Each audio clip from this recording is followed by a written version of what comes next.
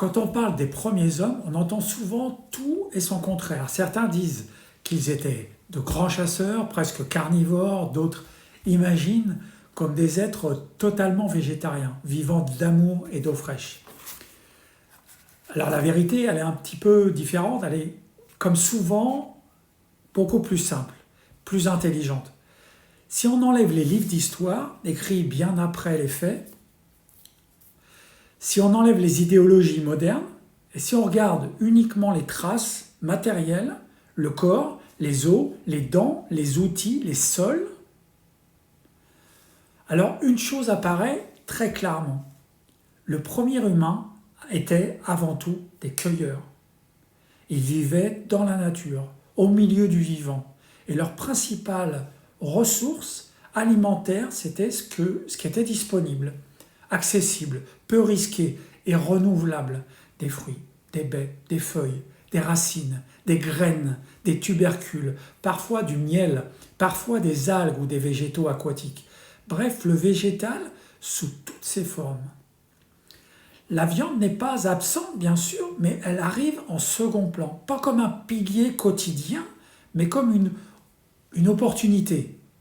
Au début, il ne s'agit même pas de chasse organisée. Les premières traces montrent surtout du charognage, des carcasses abandonnées par les prédateurs, de la moelle récupérée dans les eaux, quelque chose de rare, précieux, dense.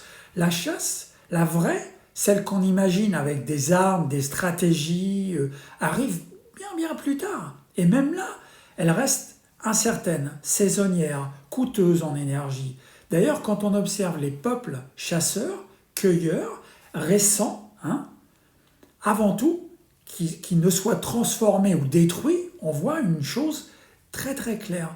La cueillette apporte la majorité des calories. Souvent entre 60 et 80%. Ce sont des femmes, les enfants, les anciens qui nourrissent le groupe au quotidien.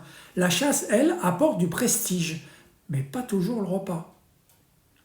Le terme chasseur-cueilleur est donc trompeur. Il flatte notre imaginaire moderne, héroïque, viril, mais biologiquement, on devrait plutôt dire cueilleur opportuniste. Parfois chasseur. Et le corps humain confirme cette réalité. Quand on regarde nos dents, elles ne mentent pas. On n'a ni les crocs de carnivore, ni la mâchoire d'un prédateur. Nous avons des dents plates, une mâchoire mobile, une salive riche en enzymes pour digérer les glucides. Notre système digestif est long, fait pour fermenter, transformer, assimiler lentement. Rien à voir avec celui d'un lion ou d'un loup. Le feu, bien sûr, change beaucoup de choses. Il permet de cuire, d'adoucir, de rendre assimilables certains aliments.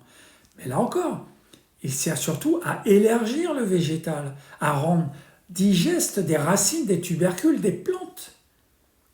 La viande cuite devient plus accessible, oui, mais elle reste intermittente. La vraie rupture, la grande fracture, c'est pas ni la chasse ni le feu, c'est l'agriculture. Il y a environ 10 à 12 000 ans, l'homme se sédentarise, cultive des céréales, stocke, répète, standardise. Et là, les squelettes parlent encore. On voit apparaître des caries, des inflammations, des carences, une baisse de la taille, une fragilité osseuse. C'est pas un progrès biologique, c'est un progrès organisationnel. On devient plus nombreux, mais moins robuste individuellement. Et depuis, on n'a fait qu'amplifier le phénomène raffinage, transformation, sucre industriel, jusqu'à nourrir le corps contre sa logique profonde. Alors, non, il ne s'agit pas de dire il faut manger comme à la préhistoire. Il s'agit de comprendre une chose essentielle. Notre corps est conçu pour la flexibilité, pour l'adaptation, pour l'alternance entre l'abondance et repos, la nourriture et le jeûne. Il n'est pas fait pour manger souvent, lourd, transformé toute l'année.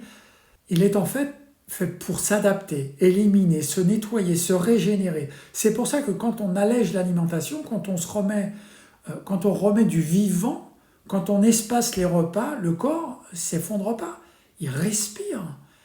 Ce que je propose aujourd'hui, ce n'est pas un retour en arrière, bien sûr, vous l'avez bien tous compris, c'est une réconciliation. C'est notre biologie avec le bon sens, avec le vivant et peut-être simplement avec ce que le corps n'a jamais cessé de savoir.